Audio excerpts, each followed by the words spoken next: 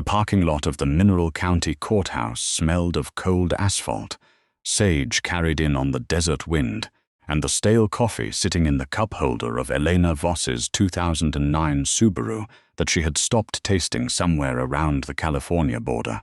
She was 34 years old. She had $318 in her checking account.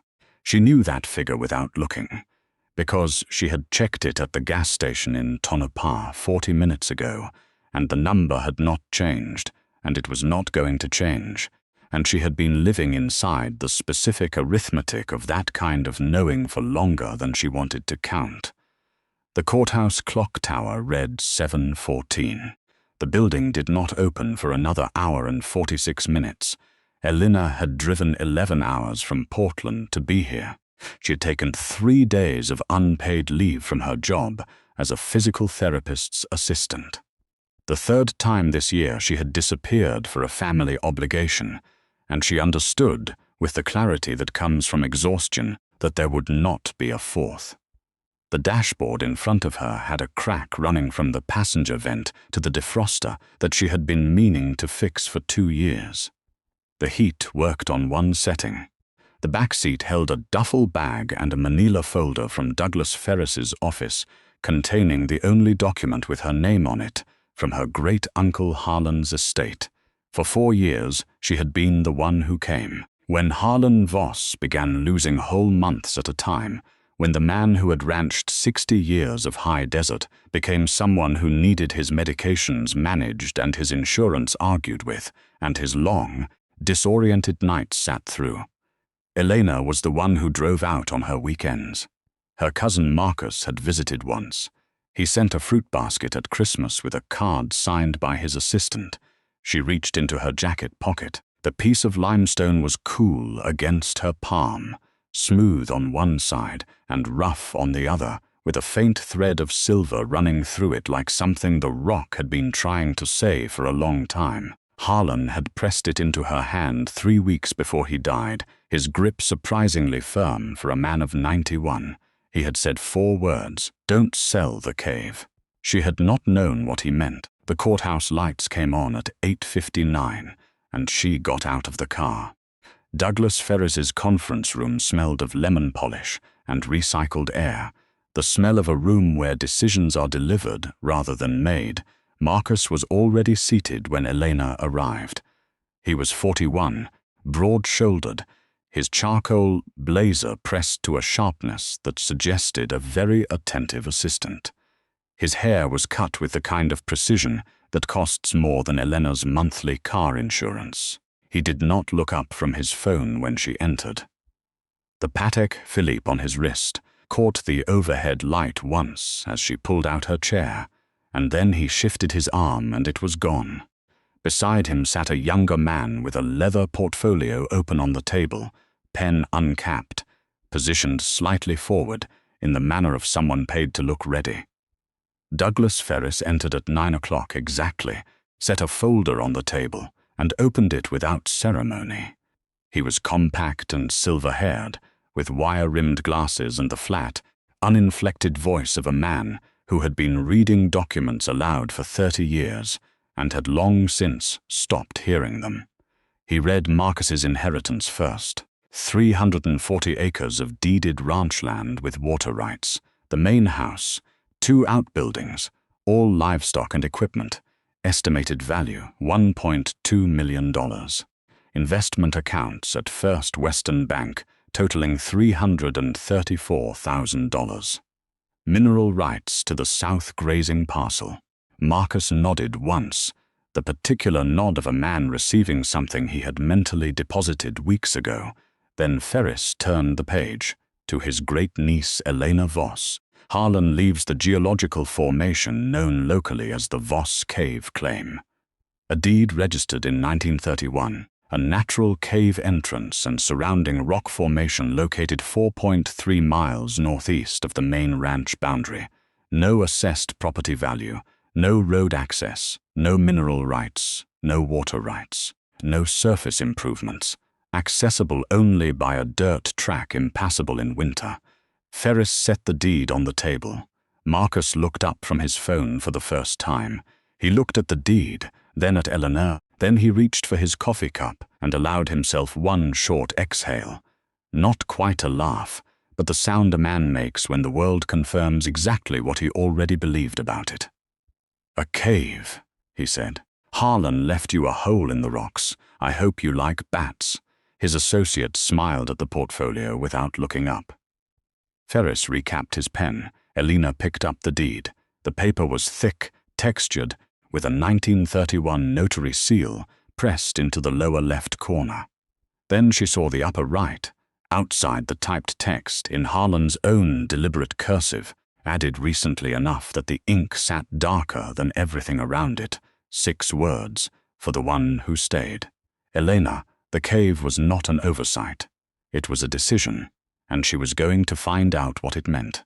The desert northeast of Hawthorne smelled of cold sage, dried alkaline dust, and something else beneath both, a faint mineral edge, almost chemical, clean in the way that deep earth is clean, that Elena could not name and did not try to. The dirt track was not on any map she had. She found it the way Harlan would have expected her to find it, carefully, without shortcuts. She spent 40 minutes at the Hawthorne Public Library downloading a topographic survey of the legal parcel description from the deed, triangulating the coordinates against the county road grid on a paper printout the librarian ran off for 30 cents.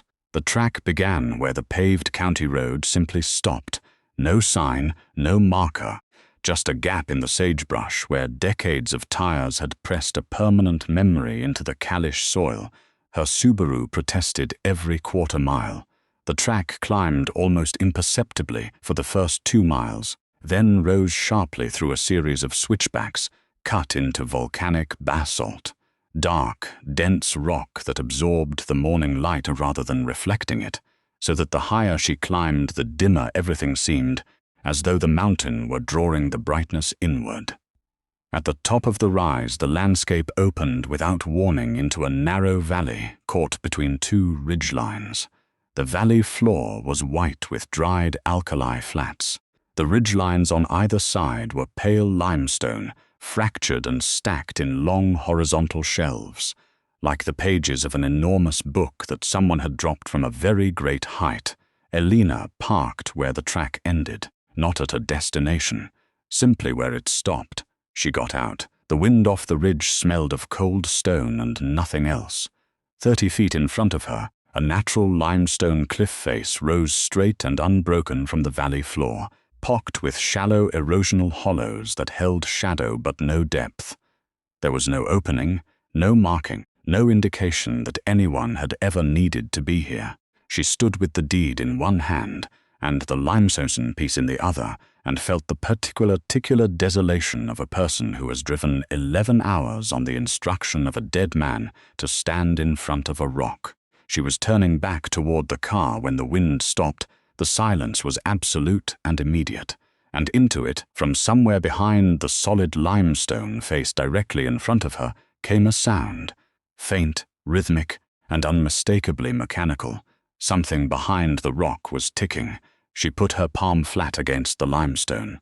The rock was cold and slightly damp despite the dry air, and beneath her hand, so faint she might have been constructing it from hope, she felt it, not her heartbeat, something else. She began to look for the way in. She found it 40 minutes later, not an opening, but a seam, a vertical line in the limestone running from the ground to roughly 8 feet up, where a natural overhang swallowed it. Too straight for geology. She would have missed it in different light, at a different hour, standing at a different angle. She pressed the limestone piece Harlan had given her against the base of the seam.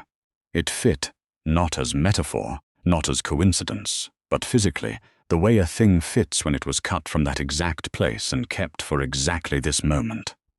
Behind it, recessed into the rock, was an iron laver. She needed both hands and every pound of her weight. The sound the wall made when it released was low and resonant, a single pressurized note, and then the air came. 90 years of it, exhaling through the seam in one long, slow breath. It smelled of cedar oil and cold stone, and something sweet and alcoholic and ancient that had no modern equivalent. The smell of spirits sealed in glass at the precise moment the world outside was deciding such things were illegal. The constructed limestone wall pivoted inward on iron hinges the diameter of her wrist, revealing a timber-reinforced tunnel descending at a shallow angle into the earth. The ticking was immediate and clear now, no longer a suggestion but a fact. Elena used her phone flashlight. The tunnel was 11 feet wide and tall enough to stand in without ducking, its walls faced in brick that had been laid with the patience of someone who intended it to last. She counted 63 steps before the tunnel opened. The cave was cathedral-sized. The limestone ceiling rose 40 feet above her, and hanging from iron brackets bolted into the rock at regular intervals were industrial oil lanterns, cold and unlit but intact. On the far wall, connected to a weighted pendulum mechanism that had been cycling automatically for decades, was the source of the ticking. A precision clockwork ventilation system, regulating temperature and humidity through louvers in the ceiling, running without electricity, without intervention, without stopping. Harlan had built a climate-controlled vault inside a mountain and powered it with gravity. Along the cave walls, on heavy oak shelving bolted directly into the limestone, stood rows of sealed glass demijohns, each stopper fixed with dark wax impressed with a stamp. Elena brought her light close to read, Voss Silver Creek Distillery, Est 1921. She counted the rows without meaning to. She stopped counting. In the center of the cave, on a raised stone platform, sat 6 iron-banded wooden chests. Elena lifted the lid of the nearest one. Inside, packed in dry straw, were raw silver bars, dense, dull, and cold, alongside canvas pouches of unrefined ore. The document safe, bolted to the nearest limestone column, opened on a combination scratched into the back of the limestone key. Inside was a single letter, 2 pages, dated 1971, written in Harlan's younger handwriting. She read it once without moving. He explained everything. Silas's private silver claim, the decision never to file publicly, the distillery as cover, 4,300 troy ounces of raw ore, 140 refined bars from the 1929 extraction, never declared, never found. He explained why Marcus was never told. He ended with 9 words that she read twice before folding the paper. You kept showing up, that is worth more than this. Her phone vibrated against her jacket pocket. 1 bar of signal, an unknown Nevada number. She opened it. We know you found the access point.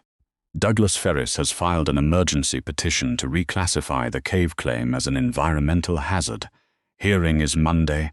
A friend, she read the message. Then she looked up at the pendulum, still moving, perfectly steady, keeping time in the dark the way it had kept time for longer than she had been alive. Monday was 41 hours away. The motel room cost $54 a night and smelled of industrial detergent and the faint ghost of someone else's cigarettes. Elena spread the documents from the cave safe across the bedspread and began reading. The anonymous text was accurate in every detail. Douglas Ferris had filed an emergency environmental reclassification petition with Mineral County 3 days ago, citing unstable geological structure and potential groundwater contamination risk on the Voss Cave claim parcel. If the County Environmental Board approved the petition Monday morning, management authority over the parcel transferred immediately to the county. Condemned parcels in Mineral County with no assessed value and no road access were auctioned within 90 days. The minimum opening bid rarely exceeded $5,000. Marcus would not need to steal anything. He would simply need to be ready to buy what the county had been persuaded to sell.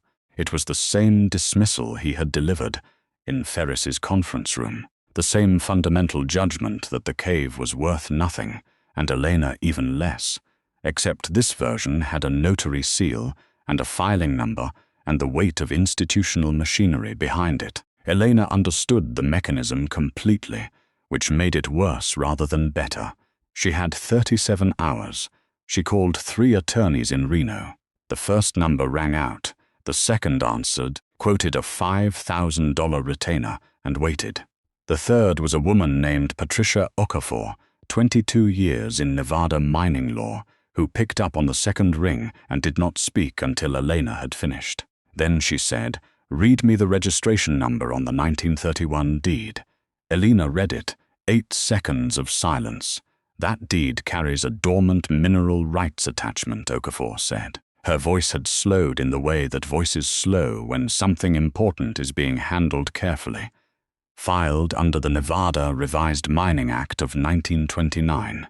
If it was never legally severed, and I am looking at the county records right now, and it was not, then environmental reclassification of that parcel requires Federal Bureau of Land Management review, not county board approval. Ferris either missed it or is counting on you to miss it." Elena looked at the secondary folder she had carried out of the cave without fully understanding why. The original 1931 registration documents. The attachment was on page 3. Patricia needed the physical originals in her Reno office by 3 o'clock Friday to file the federal jurisdictional challenge electronically before the county board convened Monday at 8. Elena checked her phone. One missed call, logged at 6:47 that evening, while she had been 63 steps underground. Douglas Ferris's office number. She called it back. It went to voicemail. She did not leave a message. She packed the 1931 documents into her bag with the same care she had used folding the deed that morning, checked out at the front desk and walked to the car. Reno was 2 hours west. She had the documents Ferris had apparently not known existed, and an attorney who knew precisely what they meant. The only question she intended to answer before Friday at 3 was whether Ferris had filed that petition knowing about the attachment, or whether Marcus had simply told him to file it without checking. Either answer would tell her everything she needed to know about what came next. Patricia Okafor filed the federal jurisdictional challenge at 2:47 Friday afternoon. The Bureau of Land Management acknowledged receipt at 3:11 and issued an automatic stay on Ferris's county petition pending federal review. The environmental reclassification was suspended. Marcus's mechanism had stopped, but Patricia had found something else. Under the 1929 Nevada Revised Mining Act, a mineral rights attachment filed on a contiguous property claim extended automatically to all surface parcels within the registered claim boundary at the time of filing. In 1931, that boundary had included everything. The cave parcel and the ranch parcel had been a single registered claim before Silas divided the surface deeds for estate purposes. The mineral rights attachment had never been severed because no one filing documents in the decades since had known it existed. Elena did not just own the cave. Under a valid, registered, never contested federal attachment, she held prior mineral rights to the silver vein running beneath all 340 acres of the ranch Marcus had inherited 6 days ago. Patricia scheduled the notification meeting for the following Monday. Same courthouse, same conference room, same table. Marcus arrived with Ferris and the associate with the leather portfolio. He was composed in the manner of a man attending a procedural inconvenience, jacket pressed, posture easy, the faint contempt he carried everywhere worn lightly, the way expensive things are worn when their owner no longer notices them. Elena arrived with Patricia. She set the 1931 registration documents on the table. Then the BLM acknowledgement. Then the independent geological survey Patricia had commissioned on an emergency basis, completed in 31 hours, confirming an active silver-bearing vein running northeast to southwest beneath the full ranch property, consistent with extraction records recovered from the cave. Marcus picked up the survey. He read the first page. His expression did not change immediately. It changed the way a structure changes in the seconds before it fails. A stillness first, then something almost imperceptible in the set of his jaw, then a quality of stillness that was different from the first, the kind that cannot be walked back. Ferris spoke before Marcus could. His voice had lost its professional flatness for the first time in Elena's experience of him. This means any extraction, development, or sale of the ranch requires her consent and a negotiated mineral rights agreement. It means more than that, Patricia said. The purchase agreement Marcus signed 4 days ago with Consolidated Land Holdings is legally void without my client's signature. The buyers were notified this morning. They have already initiated a breach of contract claim, $280,000 in penalties. Marcus has 30 days to negotiate mineral rights with my client, or the ranch becomes functionally unsellable. Marcus looked at Elena. It was the first time he had looked directly at her since the will reading. She met his eyes. She did not smile. Her voice, when she spoke, was quiet and almost offhand, the same register he had used when he reached for his coffee cup and told her he hoped she liked bats. "I hope you like bats, Marcus." The associate closed the leather portfolio.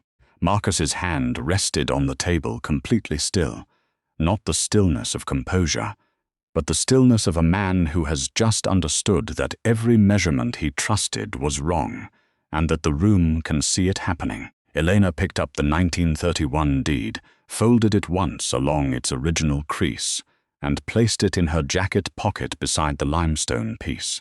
She thanked Patricia. She did not look at Marcus again. She walked out into the Nevada afternoon, and the pendulum was still ticking somewhere in her memory, steady and patient. The way Harlan had always been steady and patient, keeping perfect time in the dark until someone finally came to open the door. Douglas Ferris surrendered his Nevada State Bar license 14 months after the courthouse meeting, following a disciplinary investigation into the selective omission of county records in his environmental reclassification filing. He moved to Arizona. Marcus Voss negotiated a mineral rights agreement, granting him surface use of the ranch in exchange for a 34% royalty on any future silver extraction, a trigger Elena held and could pull at any time of her choosing. He sold the ranch 18 months later at a price that reflected the burden disclosed on the first page of the listing agreement. A conservation trust purchased it. The land is protected now. The 214 demijohns from the Voss Silver Creek distillery that survived in perfect condition were authenticated by a specialist in rare American spirits and sold through a private collector network over 2 years, fetching an average of $31,000 each. The 140 refined silver bars and 4,300 troy ounces of raw ore were assessed and liquidated over 18 months at market rate by a federally licensed precious metals dealer. Elena did not sell the cave. Today it houses the Voss Silver Creek Heritage Distillery, federally licensed, fully operational, built into Harlan's original cave infrastructure using Silas's 1921 recipes, restored and carefully scaled. The pendulum clock still runs. Elena had it serviced once by a horologist in Reno who told her it was the finest piece of mechanical engineering he had encountered in a private setting. She kept it where it had always been. She lives in Hawthorne now, in a house on the ridge above the cave where the desert wind comes off the alkali flats at dawn, carrying sage and cold stone and that faint mineral edge she can name now. The limestone piece sits on her desk beside the clock. She is not cold. She is not alone. She inherited a hole in the rocks. They called it worthless, because they measured worth the way they measured everything, by what was visible, official, and already approved. But Harlan knew what every good miner knows. The most important thing is never what you can see. It is what you are willing to go deep enough to find.